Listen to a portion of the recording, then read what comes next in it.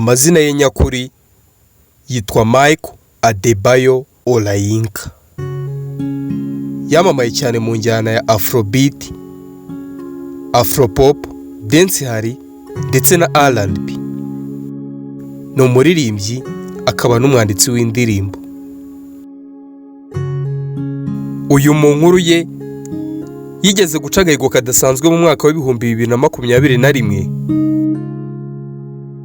ubwo indirimbo ye Bounce yafatwaga nk'indirimbo ikunzwe cyane mu gihugu cyose, mu gihugu cya Nigeria ndetse no hanze yacyo mu bindi bihugu byo ku mugabane wa Afurika.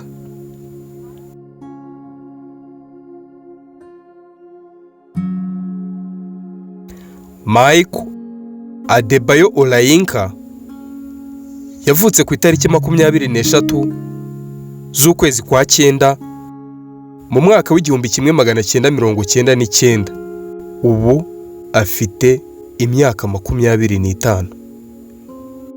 Kuri ubu ku itariki 28 ateganya gutaramira i Kigali mu gitaramo cyitwa Revive Up Experience. Uyu munsi tujya kuganira ku buzima bwe, amateka ye, ibyo akunda, ibyo yanga n'amasomo ku buzima bwe. Ikaze kuri biography ya Ruga.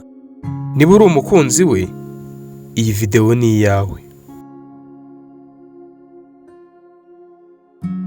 Ruga wavutse ku itariki 23 z'ukwezi kwa 9 yavukiye mu gace ka Ijumu Local Government Area muri leta ya Kogi State mu mujyi wa Lagos mu gihugu cya Nigeria. Ruga yabyawe na Michael ndetse na Adebayo. Avukana n'abavandimwe barenze umwe. Usibye ko abenshi mu bo bavukanye batajya babasha kumenyekana kuko umuryango udakunda kujya mu itangazamakuru. Ruga mu bwana bwe yavukiye mu muryango wifashije, byatumye ahabwa uburezi, yiga amashuri ya mbere abanza, yiga n'amashuri yisumbuye. Ruga ni umwana wakuze akunda umuziki. Ku bw'amahirwe avukira mu muryango usenga, ukunda iby'iyobokamana. Ibi byaje gufasha Ruga wakundaga umuziki w'ibyamamare byo muri Leta Zunze Ubumwe za Amerika kumva ashatse kujya ahantu baririmba. Aho nta handi Ruga yerekeje usibye muri korali yo mu gace k'iwabo. Yerekeje muri korali aririmba nk'abandi, atangirira hasi agenda azamuka akoreshwa imyitozo yo muri korali. Uko agenda akura arushaho kugenda bikunda.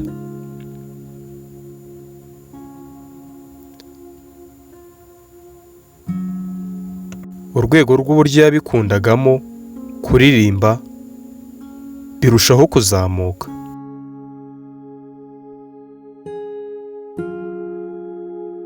Ruga usibye kuririmba muri korali yo mu gace k'iwabo, ku ishuri yaje kugana itsinda ry'abanyamuziki bakoraga umuziki mu kigo yigagamo. Nyuma yo kubivana muri korali yakomereje mu itsinda ryo ku ishuri ryakoraga umuziki mu kigo.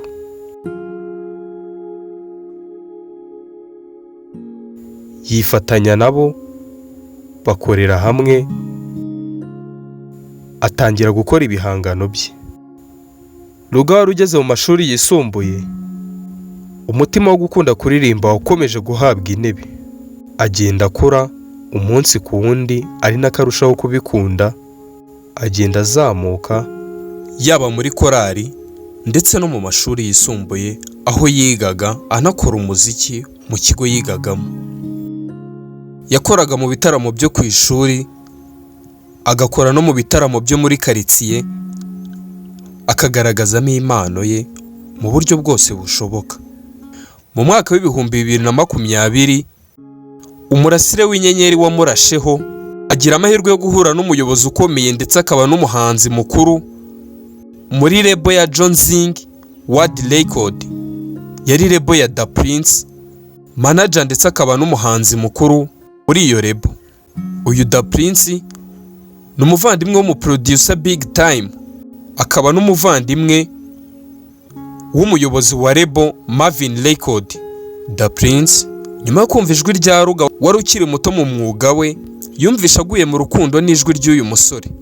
Da Prince yatangiye gutumira uyu musore muri studio ye, atangira kumufasha kuzamura ijwi rye. Da Prince yabonaga impano idasanzwe y'akataraboneka muri Ruga, ndetse ko ashobora kuvamo umuhanzi mwiza bitewe n'ijwi yari afite.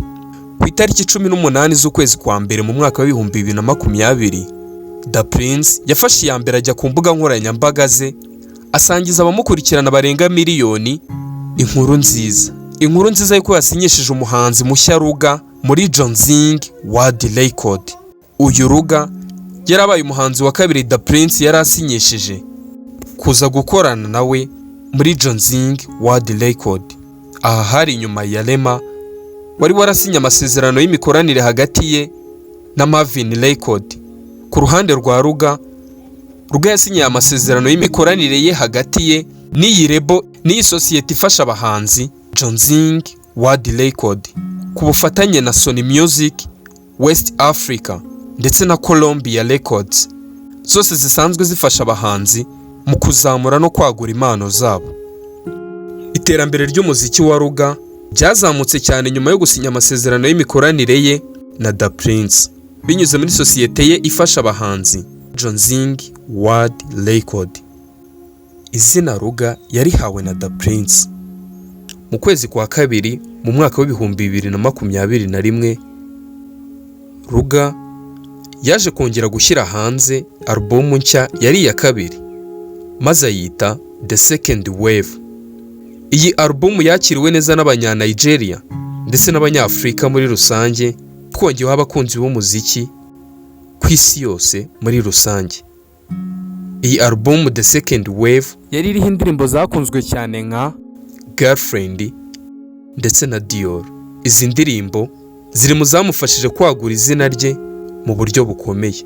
Mu mwaka wa 2023 aza gushyira ahagaragara album ye ya gatatu, ayita Rule the World, abifashijwemo na ya lebo yari akirimo Jonzing World Record. Iyi album Rule the World yari iriho indirimbo zakunzwe cyane hirya no hino ku isi yose. Izo ndirimbo harimo Asiwaju, Jonzing Boy, Ban Bunny n'izindi ndirimbo yakoze ziri kuri iyi album ye yise Rule the World. Ruga gukorana na Da Prince binyuze muri sosiyete yifasha abahanzi Jonzing World Record byamuteje imbere, bimufasha kumenyekana. Impano yiva kuri rwa rwego rwo muri korali, urwego rwo muri karitsiye, igera ku ruhando mpuzamahanga. Icyo wamenya ku buzima bwihariye bwa Ruga, ari umuhanzi wakuze akunda indirimbo za Bob Marley, Rihanna, Boyz II Men, Beyonce, R. Kelly ndetse na Tubaba. Yemeza ko aba bantu bamukundishije umuziki bigatuma nawe awukora. Gukunda umuziki kwa Ruga byashyigikiwe n'umuryango we, bituma ashyiramo imbaraga, ava hasi, none kuri uyu munsi wa none ageze aha kuri uru rwego. Ku itariki 28 z'ukwezi kwa 12 agufitiye igitaramo muri BK Arena. Ku buzima bwa Ruga nuko ari umukristo. Ikindi cya kabiri nuko Ruga ari ingaragu. Ibyo Ruga we ubwe yemera ko akunda, avuga ko harimo umuziki, imyidagaduro no kuganira n'abantu.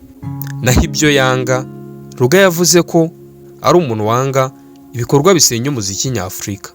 Ibyo byose nibyo we ubwe aba yarivugiye mu itangazamakuru mu biganiro aba yarakoze bigiye bitandukanye. Hari kuwa gatandatu w'icyumweru ku itariki 19 z'ukwa kabiri mu mwaka wa 2022, icyo gihe yari yitabiriye inama y'igitaramo i Kigali yari cyateguwe na sosiyete ya Drip City Entertainment. Ruga yabajijwe inama yagira abahanzi bo mu Rwanda.